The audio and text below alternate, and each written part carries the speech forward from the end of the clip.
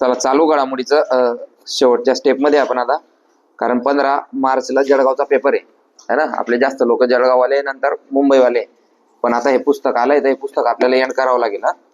अजित दादा पवार, चालू घडामोडीचा पहिलाच आपला जो महत्वाचा टॉपिक आहे आता, अजित दादा पवार. सगळ्यांना माहिती की त्यांना विमान अपघात झाला आणि त्याच्यात त्यांचं निधन झालंय. तर त्यांच्याबद्दल काय प्रश्न येऊ शकतं, तर त्यांचं पूर्ण नाव, एक वेळा RR पाटील यांचं पूर्ण नाव विचारलेलं होतं. तर अजित दादा पवार यांचं पूर्ण नाव लिहा पहिले. अजित आशाताई अनंतराव पवार. अजित आशाताई अनंतराव पवार.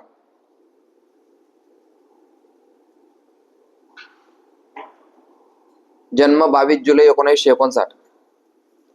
22 जुलै 1959. त्यानंतर निधन तारीख, अपघाती निधन तारीख विचारला जाऊ शकतो. जे लोकांना माहिती नाही ते आपल्याला माहिती पाहिजे. 28 जानेवारी 2026. 28 जानेवारी 2026.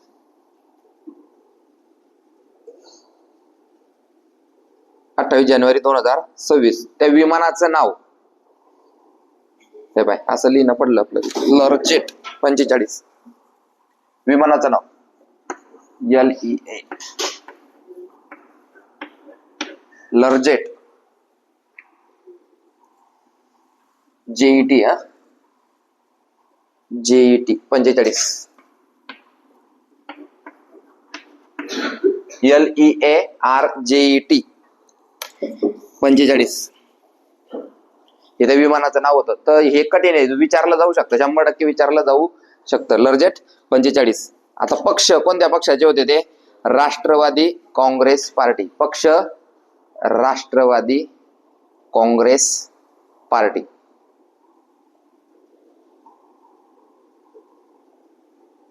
राष्ट्रवादी काँग्रेस पार्टी. ओके. चिन्ह तर सगळ्यांना माहिती आहे, चिन्ह घड्याळ. तर एवढं आपल्याला त्यांच्याबद्दल विचारलं जाऊ शकतं. महत्वपूर्ण नेता होते. ठीक आहे. नेक्स्ट, महाराष्ट्राच्या पहिल्या उपमुख्यमंत्री. लिहा फक्त, मी सांगतोय तेवढं लिहा, तुम्हाला ते प्रश्न येईनच. महाराष्ट्राच्या पहिल्या महिला उपमुख्यमंत्री एवढं लिहायचं, डॅश द्यायचा आणि नाव लिहायचं. सुनेत्रा पवार. महाराष्ट्राच्या पहिल्या उपमुख्यमंत्री. म्हणजे हा गेसिंग पेपर आहे, गेस करतोय आपण की कसं एक्झामला चालू घडामोडींवर प्रश्न विचारले जाऊ शकतात. पहिल्या महिला म्हटलं स्टार करून घ्यायचं त्याला. ओळीच्या लिहिण्याच्या अगोदरच आपण काय करून घ्यायचं, स्टार करून घ्यायचं स्टार्टिंगला, की याच्यावर प्रश्न बनतोय. पहिल्या महिला उपमुख्यमंत्री. पहिलं जर कोणी काही बनत असलं तर त्याच्यावर प्रश्न येतो म्हणजे येतो. त्याच्यानंतर उपमुख्यमंत्री पदाची ना घटनेमध्ये तरतूद नाही. म्हणजेच काय आहे, मुख्यमंत्री पदाचं कलम आहे पण उपमुख्यमंत्री पदाचं कलम नाहीये. पंतप्रधान पदाचं कलम आहे, उपपंतप्रधान पदाचं कलम नाहीये. म्हणजेच काय, घटनेमध्ये तरतूद नाहीये. म्हणजे कोणतंही जर पद असेल तर त्या पदासाठी कलम दिलंय. जसं राष्ट्रपतीला कलम 62, उपराष्ट्रपती कलम 63, पंतप्रधान 74, मुख्यमंत्री 163, असे कलम आहे. आणि ज्याला कलम नाहीये त्याला काय म्हटलं जातं मग, की याची घटनेमध्ये तरतूद नाहीये. मग आता ह्या पदाची सुद्धा तरतूद नाहीये. ठीक आहे. तर महाराष्ट्राच्या पहिल्या उपमुख्यमंत्री हे झालं. यांच्यावर काही जास्त प्रश्न नाहीये. हा एक प्रश्न आपल्याला माहिती पाहिजे म्हणजे पाहिजे. मग आता महाराष्ट्राच्या पहिल्या जर काही असतील तर त्या मी तुम्हाला सांगतो, तेवढं फक्त लक्षात ठेवा की पहिला प्रश्न कशावर आलाय. भारताच्या पहिल्या महिला मुख्यमंत्री. भारताच्या पहिल्या महिला मुख्यमंत्री म्हणजे भारतामध्ये किती राज्य आहे? 28 राज्य आणि 9 केंद्रशासित प्रदेश. बरोबर आहे की नाही?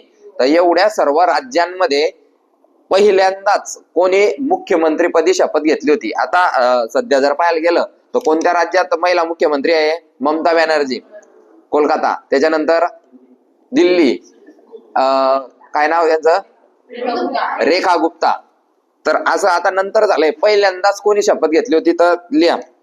पहिल्यांदाच भारताच्या पहिल्या महिला, नाही तर मग भारताचा मुख्यमंत्री कोण आहे असं नाही बरं, भारताचा मुख्यमंत्री नसतो पंतप्रधान, पण हा प्रश्न काय आहे, भारताच्या पहिल्या महिला मुख्यमंत्री. घ्या मग, सुचेता कृपलानी, उत्तर प्रदेश. हा टोकड्यातलाच प्रश्न आहे, टोकड्यात क्लिअर दिलंय.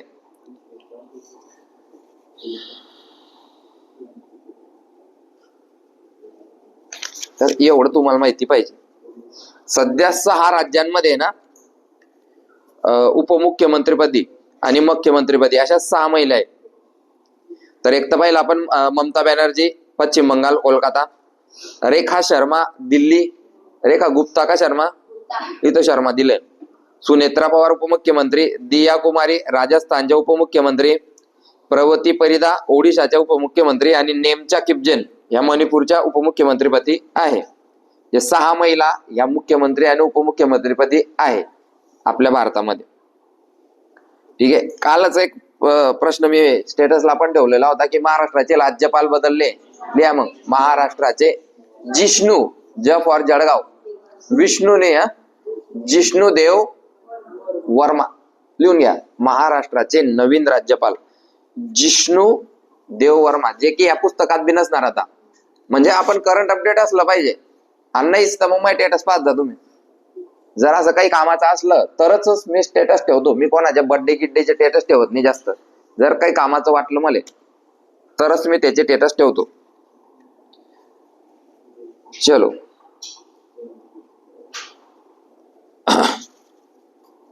जिष्णुदेव वर्मा. ठीक आहे. देशातील पहिले जातीमुक्त गाव सौंदाळा, तालुका नेवासे, जिल्हा अहिल्यानगर. देशातील पहिले जातीमुक्त गाव.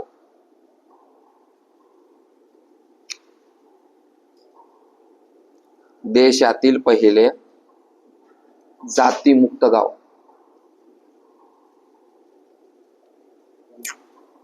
सौंदाळा. ज्या लिहिता येत नसेल त्याने फळ्यावर पहा. सौंदाळा वाचलंय का? सौंदाळा, तालुका नेवासे, जिल्हा अहिल्यानगर. नेक्स्ट. आता तुम्हाला एक प्रश्न देऊन देतो अजून कालच्या याच्यातूनच. लिहा. कालच शेतकऱ्यांसाठी कर्जमुक्ती झाली आहे 2 लाखापर्यंत. मग लिहा, 2026 मध्ये शेतकऱ्यांसाठी 2 लाखापर्यंत, मग आकडा बी महत्वाचा आहे आपल्यासाठी. प्रश्न येईल की किती लाखापर्यंत कर्जमुक्ती योजना झालेली आहे. 2026 मध्ये शेतकऱ्यांसाठी 2 लाख, 2वर 50, 2 लाख रुपयापर्यंत कर्जमाफी जाहीर झाली. आता कर्जमाफी जाहीर झाली तर त्या योजनेचं नाव, त्या योजनेचं नाव लिहा. पुण्यश्लोक. पुण्यश्लोक अहिल्याबाई होळकर असं त्या योजनेचं होईल. मागच्या वेळेस जेव्हा झाली होती तेव्हा छत्रपती शिवाजी महाराज सन्मान असं त्या योजनेचं नाव होतं. आता त्या योजनेचं नाव काय झालंय? पुण्यश्लोक अहिल्याबाई होळकर कर्जमुक्ती योजना. म्हणजे ज्या ज्या शेतकऱ्यांचं 30 सप्टेंबर पर्यंत कर्ज बाकी होतं, ज्यांनी भरलेलं नव्हतं, असे पात्र शेतकरी त्यासाठी पात्र ठरले. आपल्यासाठी 2च प्रश्न महत्वाचे. किती रुपयापर्यंत झाली? तर 2 लाख. आणि त्या योजनेचं नाव पुण्यश्लोक अहिल्याबाई होळकर. ठीक आहे. हा एक प्रश्न तुम्हाला. आणि तो दुसरा राज्यपालांचा, हे कालच घडलंय. तर मग काल काय, रात्री बी घडलं तर दिवसा येईल. त्याच्या आता अजून एक प्रश्न येऊन जाईल, तो लिहून घ्या, तुम्ही ऍड करून घ्या. ICC world cup T20, ICC विश्वचषक 20 वर्ल्ड कप विजेता डॅश, उपविजेता डॅश, जो की आता आपल्याला रविवारी भेटून जाईल. रविवारी फायनल का जे उद्या. रविवारी भेटल्यावर तुम्ही तुमच्या नोट्स मध्ये ते ऍड करून घ्यायचं. तो एक प्रश्न वाढून जाईल तुमचा अजून, आहे ना.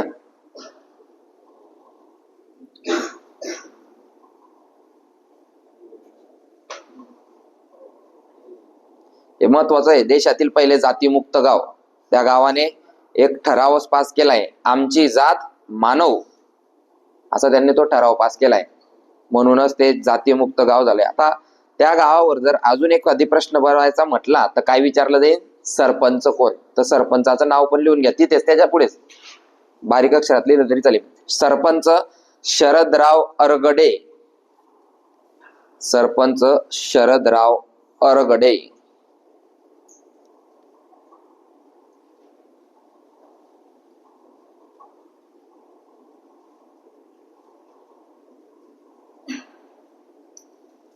हे लिहिलंय आपण. महाराष्ट्रातील पहिले AI गाव कोणतं? सातनवरी. महाराष्ट्रातील पहिले सौर ग्राम मान्याची वाडी. महाराष्ट्राचे पहिले फुलपाखरांचे गाव पारपोली. महाराष्ट्रातील पहिले कवितांचे गाव उभादांडा. महाराष्ट्रातील पहिले फळांचे गाव धुमाळवाडी. महाराष्ट्रातील पहिले मधाचे गाव मांगर सातारा. महाराष्ट्रातील पहिले गुलाबांचे गाव पारपार. देशातील पहिले विधवा प्रथा बंद करणारे गाव हेरवाड, शिरोळ, कोल्हापूर. ठीक आहे, काही लिहायची गरज नाही. पुढे जाऊ आपण. हे लिहा भाऊ, हे मी चुकला होता. महाराष्ट्राचा राज्य पक्षी आणि मी लिहिला होता मोर. महाराष्ट्राचा राज्य पक्षी कोणता आहे? हरियाल. मोर नाही. कोणता आहे? हरियाल. काय होतं, सोप्या सोप्या प्रश्नांमध्ये गच्चा होतो आणि 1 मार्क जातो आपला. महाराष्ट्राचा राज्य पक्षी हरियाल. नेक्स्ट, महाराष्ट्र फुलपाखरू. काही पाठ करायची गरज नाही, लिहायची गरज नाही. ब्ल्यू मॉर्मन माहिती ना, महाराष्ट्राचं राज्य फुलपाखरू ब्ल्यू मॉर्मन. महाराष्ट्राचा राज्य प्राणी लिहा. महाराष्ट्राचा राज्य प्राणी शेकरू खार. महाराष्ट्राचा राज्य प्राणी शेकरू खार. त्याचं शास्त्रीय नाव आहे रतुफा इंडिका. शास्त्रीय नाव पण लिहून घ्या, रतुफा इंडिका. त्याचं शास्त्रीय नाव आहे रतुफा इंडिका. रतुफा इंडिका त्याचं शास्त्रीय नाव. ठीक आहे.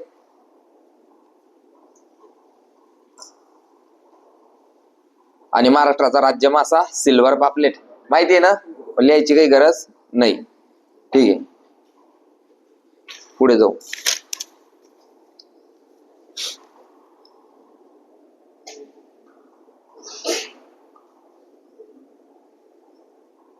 महाराष्ट्रातील सर्वात लांब द्रुतगती महामार्ग. महाराष्ट्रातील सर्वात लांब द्रुतगती महामार्ग. महाराष्ट्रातील सर्वात लांब द्रुतगती महामार्ग. त्याचं नाव आहे शक्तीपीठ महामार्ग. त्याचं नाव आहे शक्तीपीठ महामार्ग. हा अगोदर 12 जिल्ह्यांमधून जाणार होता, हा आता जाईल 13 जिल्ह्यांमधून. लिहा, हा 13 जिल्ह्यांमधून जाईल. लांबी 856 किलोमीटर.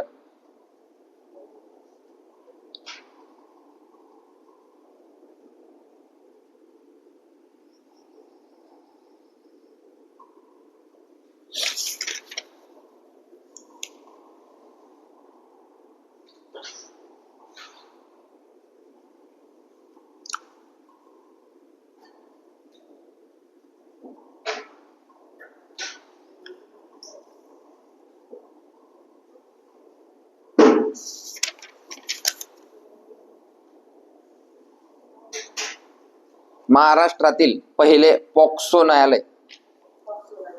महाराष्ट्रातील पहिले पॉक्सो न्यायालय. पॉक्सो शब्द व्यवस्थित लिहा. पोस्को म्हटलं जातं त्याला.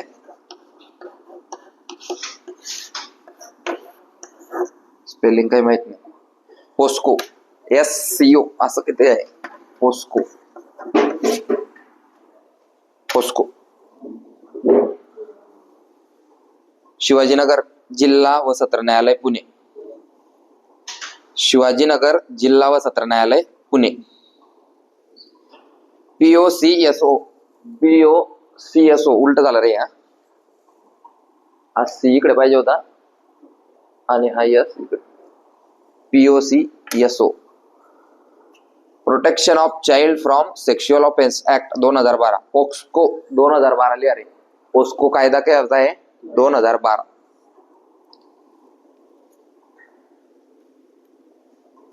त्या पोस्को कायद्याअंतर्गत बालकाची व्याख्या काय आहे? 18 वर्षापेक्षा कमी वय असणे. म्हणजे 18 वर्षापेक्षा जर तो व्यक्ती कमी वयाचा असेल तर तो पोस्को काय यासाठी आहे? जर त्या व्यक्तीने जो 18 वर्षापेक्षा कमी आहे त्याने जर काही गुन्हा केला तर त्याला पोस्को कायद्याअंतर्गत शिक्षा होते. पोस्को.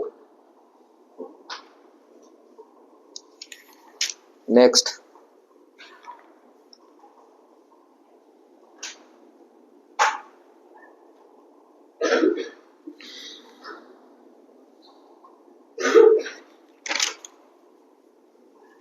प्रजासत्ताक दिन 2026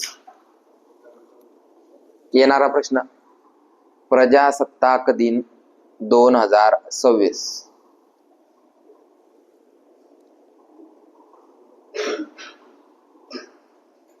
प्रमुख पाहुणे लिहिलंय आपण मागच्या लेक्चरला, तरी पण लिहा. Antonio Costa. Antonio Costa. Antonio Costa. आणि दुसरे आहेत Ursula von der Leyen.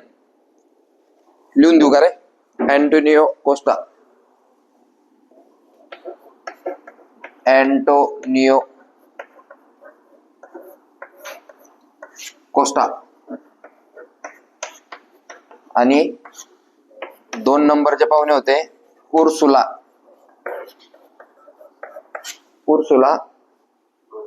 Von der Leyen.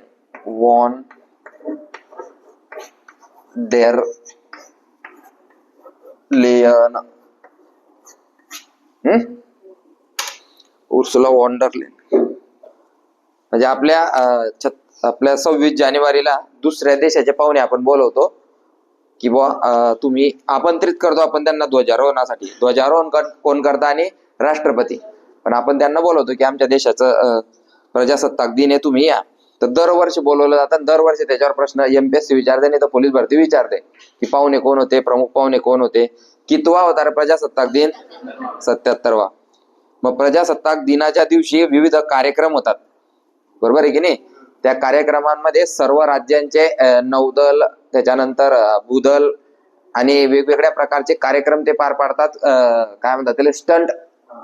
Stunt वगैरे, विमानाचे स्टंट, त्याच्यानंतर काही नृत्य वगैरे गोष्टी पार पडतात. त्याच्यात पहा, प्रजासत्ताक दिनाचा जो चित्ररथ होता त्याचे विजेता आहे महाराष्ट्र.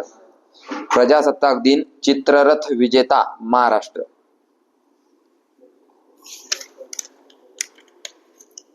महाराष्ट्राने गणेशोत्सवचं चित्ररथाची संकल्पना मांडली होती. गणेशोत्सव म्हणजेच काय? आत्मनिर्भरतेचं प्रतीक. 8 वेळा आपण जिंकले.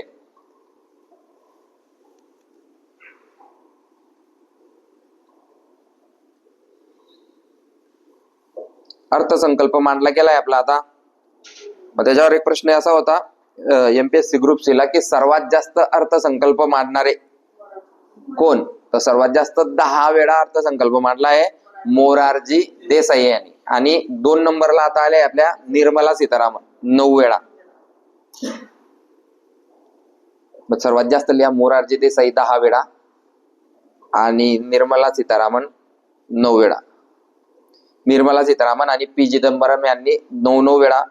आता पुढच्या वेळेस जेव्हा ते सादर करतील तेव्हा 10 वेळा होऊन जाईल. अर्थसंकल्प निर्मला सीतारामन 9 वेळा आणि सर्वात जास्त मोरारजी देसाई 10 वेळा. मग अर्थसंकल्पाबाबत महत्वाचं कलम 112.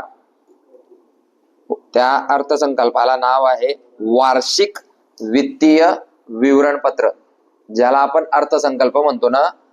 तर अर्थसंकल्प नावाचा शब्द राज्यघटनेमध्ये नाहीये. तर कोणता शब्द आहे? वार्षिक वित्तीय विवरणपत्र.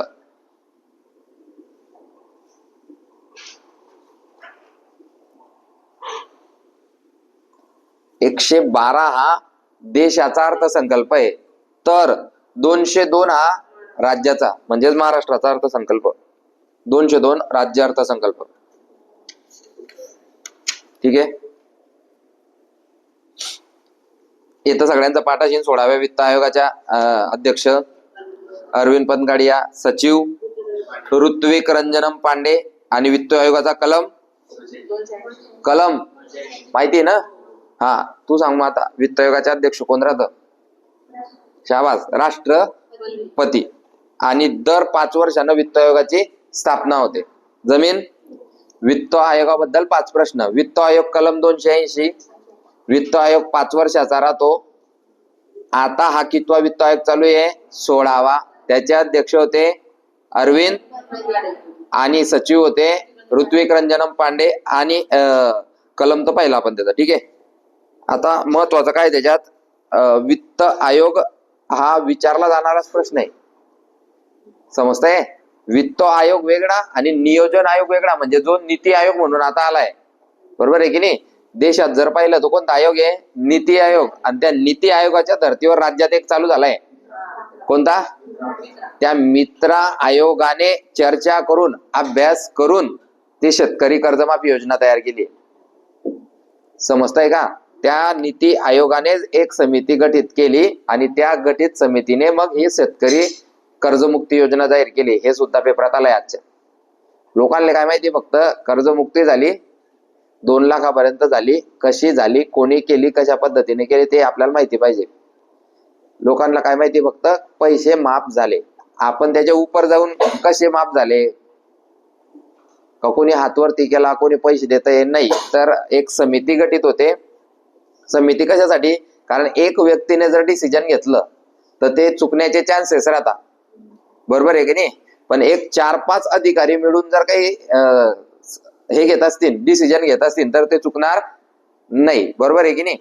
समजा मी एखादी डिसिजन घेतलं ते चुकण्याचे चान्सेस आहे, पण माझ्यासारखे 4-5 जण हुशार मिळून जर ते डिसिजन घेत असतील तर ते काय होतं? योग्य राहतं. म्हणून समिती गठीत केली जाते आणि मग त्याचं सोल्युशन काढलं जातं. जसं एखादी गुन्हा झाला तर मग गुन्ह्यात काय होतं की समजा एखादी खुनाचा गुन्हा झाला तर मग एक न्यायाधीश त्यासाठी चुकीचा ठरतो, म्हणून त्याच्यासाठी समिती गठीत केली जाते आणि याला कोणती शिक्षा दिली पाहिजे मग ते ठरतं.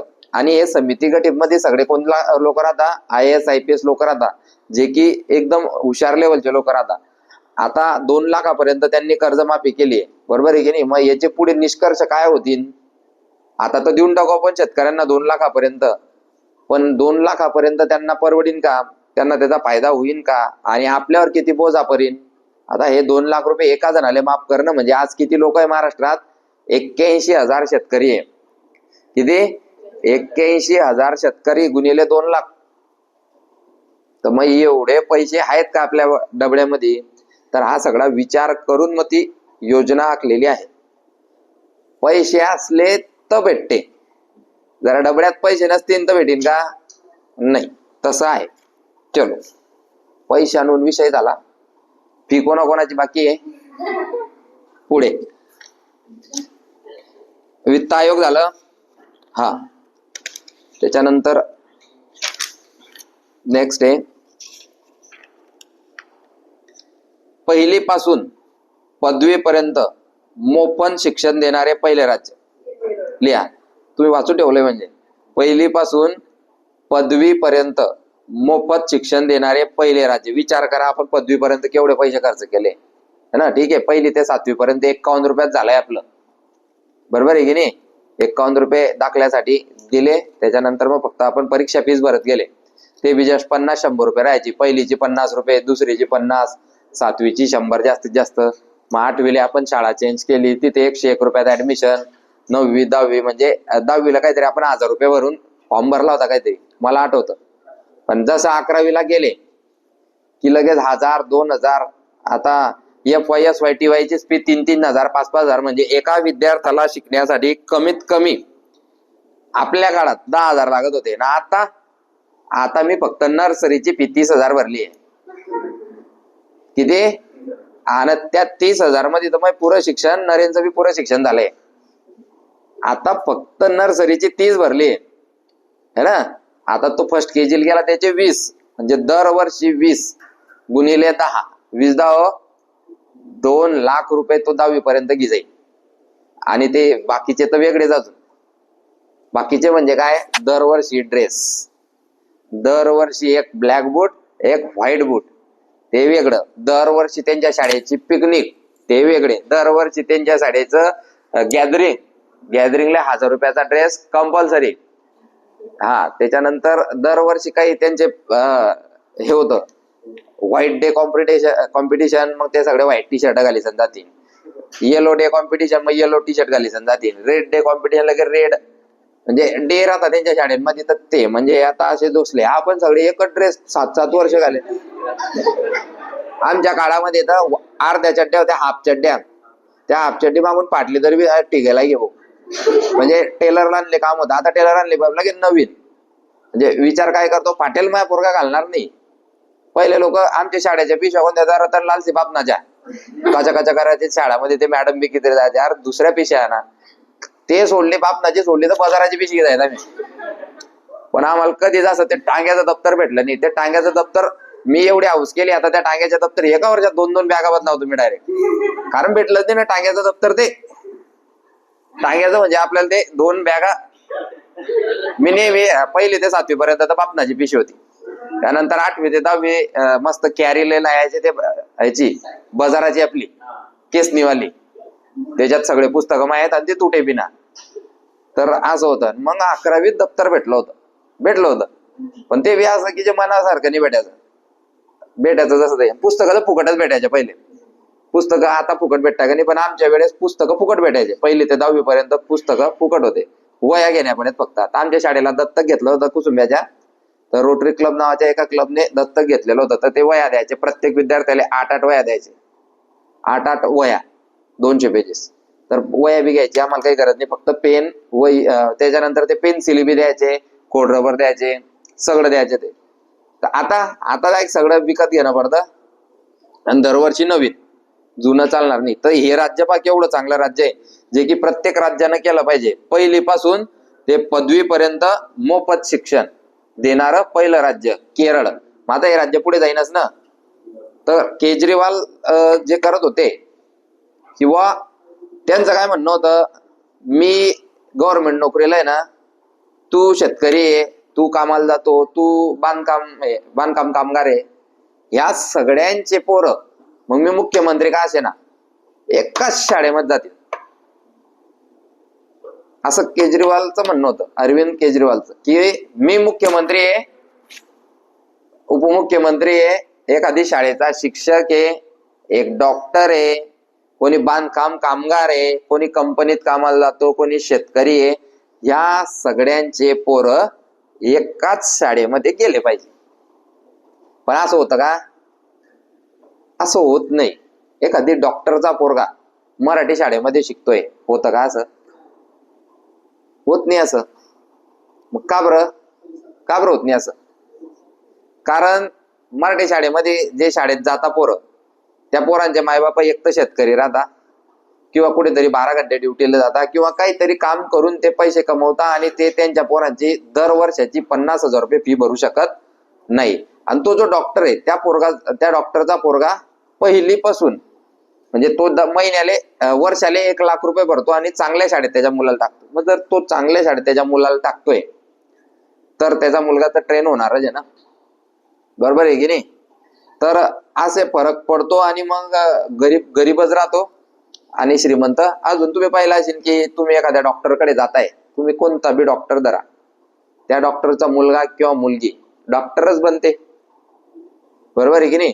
एखादी पोलीस ऑफिसर आहे तुमच्या समोरचा, की जो IPS आहे, SP आहे, त्यांचा मुलगा एखादी चांगली नोकरीच करतो.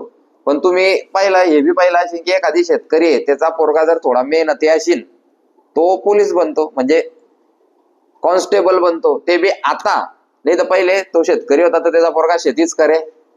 एखादी जर काही असेल तर तो तेच करायचा.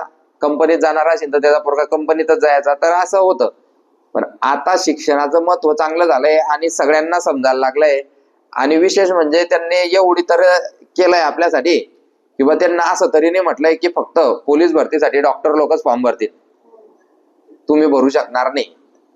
अट सर्वांना सारखी आहे, जो जो 12वी पास असेल तो पोलीस भरतीसाठी फॉर्म भरेल. नाही तर त्यांना टाकी दिलं सीबीएससी पॅटर्न असणारेच फक्त पोलीस भरतीसाठी फॉर्म भरतील, तर मग आपण डायरेक्ट शेतकरी. बरोबर आहे की नाही? पण मग पुढचा काळ डेंजर आहे. आता आता प्रत्येक जणाला समजलंय शिक्षणाचं महत्व. येडा माणूस बी राहिला तर तो काय करतो, त्याच्या पोरांना शाळेत टाकतो, मग ती मराठी शाळा असो कोणती बी असो. आता सगळ्या शाळांमध्ये सारखं शिक्षण भेटायला लागलंय, पण तरी बी जी तफावत आहे, जे इंग्लिश मिडियमच्या शाळांमध्ये शिकायला भेटतं त्यांच्यापेक्षा कमी आपल्याला मराठी मिडियमच्या शाळांमध्ये भेटतं. मग त्याच्यासाठी जे मोठे मोठे नेते उभे राहतात, त्यांचे पोरं मराठी शाळेत शिकता का? हा, शिकता का? नाही शिकत. मग ते बोलता मोठं गैर. आता मी बोलतोय ना की बा मराठी शाळेत टाका असं तसं, पण माझा पोरगा मराठी शाळेत शिकतो का? नाही. बरोबर आहे की नाही? मग जर माझा पोरगा मराठी शाळेत शिकत नाही तर सगळ्या लोकांचे पोरं इंग्लिश मिडियम मध्ये शिकले पाहिजे. हे नाही केलं का? काढ घे अर्जंट, काढून घे, बंद करीस चालू करू आपण.